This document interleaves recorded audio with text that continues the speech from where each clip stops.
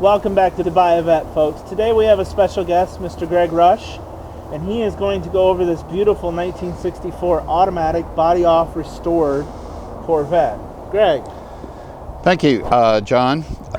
First of all, you don't see too many of this color. There was very few made. If you see this car in person, the color is just beautiful. This is color code correct, meaning this is the color the Corvette was born with.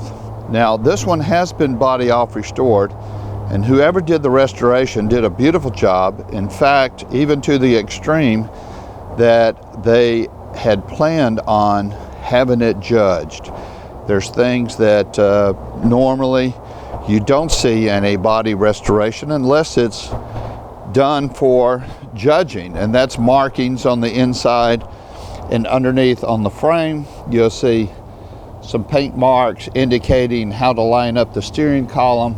Well, the car was built, they put some markings on the back of the frame, for which we can see later with the underneath video. Those markings on the back of the frame for the shims to align the rear wheels. With that, underneath the engine compartment, we'll start there. What I love to see, this is the original Harrison radiator with the Harrison sticker. That's the Harrison overflow tank, date coded, the correct and beautiful condition double snorkel air intake, which is very expensive. I'm understanding they're bringing $1,500 or more on the used market for people that want to put it back exactly correct. Full shielding. Shielding was put on a car to keep the static out of the AM portion of a radio. We don't think about that, and most mechanics didn't even know what it was for. So after they did a tune-up, they took the wing nuts off and pulled this shielding to get to the spark plugs. They just left it off because the car ran fine. They just didn't understand why go through the trouble of putting it all back on. Well, this is all correct. Now, with that, if you notice, the seams and lines and the spacing is beautiful. At the top, where the Tahoe cover goes around, this is as good as it gets coming from the factory.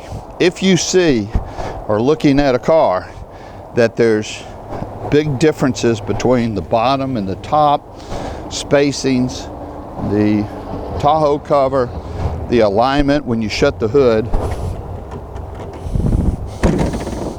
Let me push the hood release back in.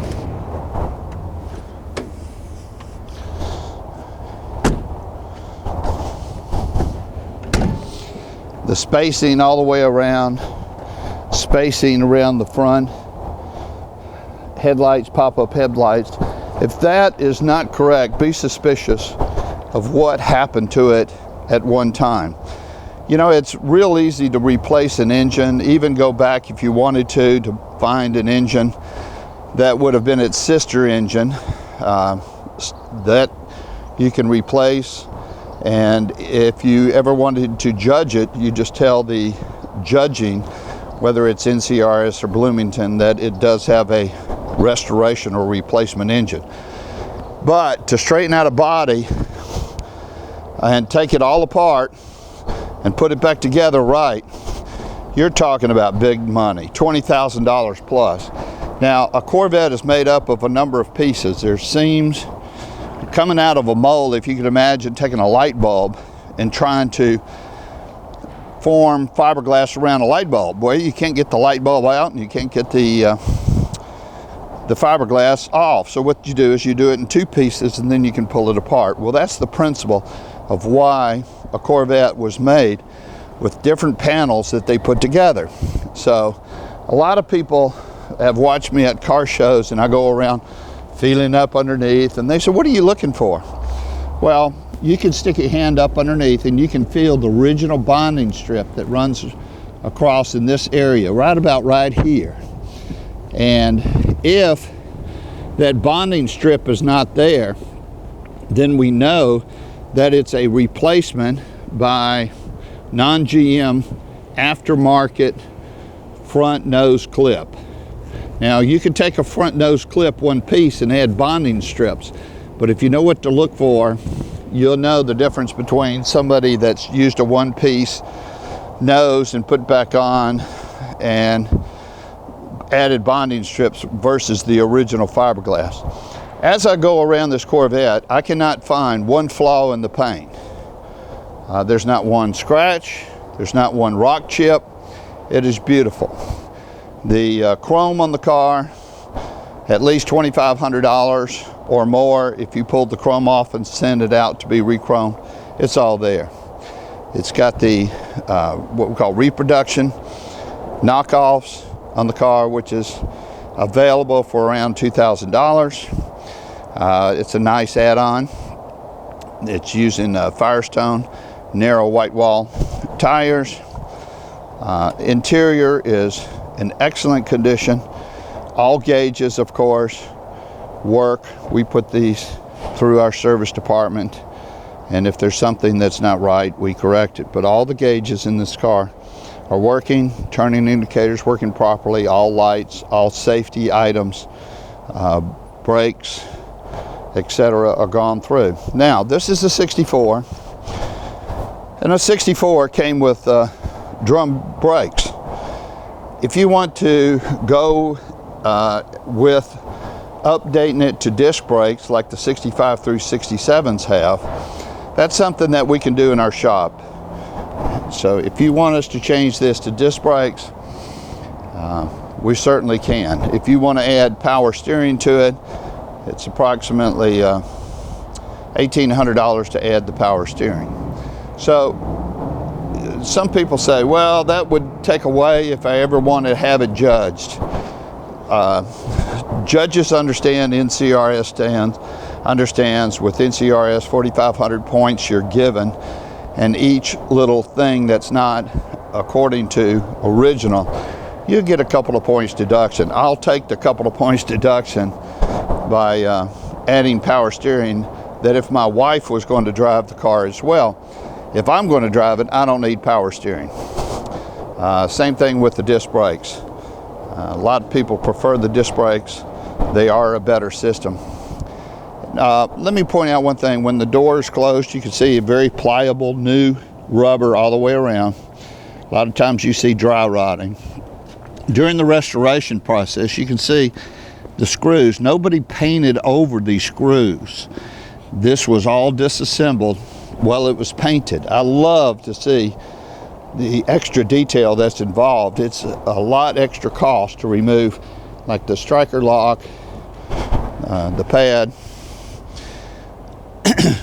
and disassemble, pulling off the rocker covers, etc., to paint it properly.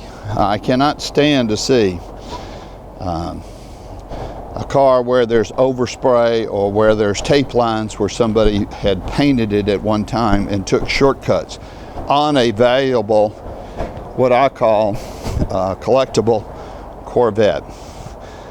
So with that, we're going to show you the underneath. The underneath looks like the top in condition, as this was a nut and bolt rotisserie restoration to take a car that is just in average condition and send it to some of the top 5 Corvette restorers in the United States. They would start somewhere around $100,000 just for the total restoration.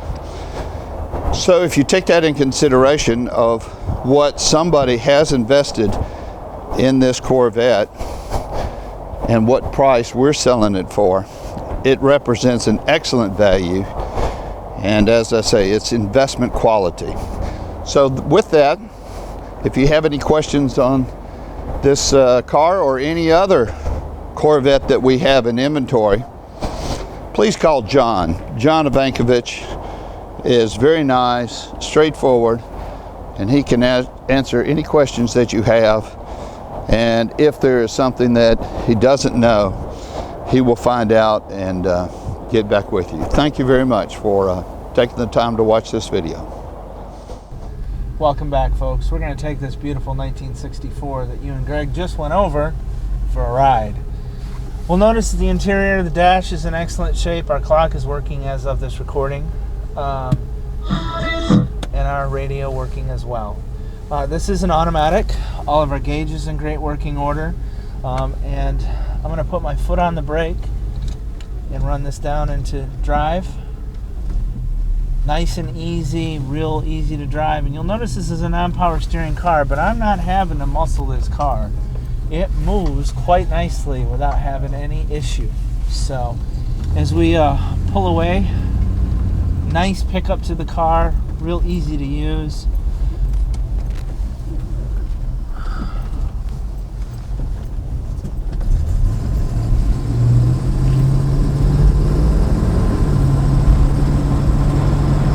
And everybody always worries about the power of an automatic. There's plenty in these cars.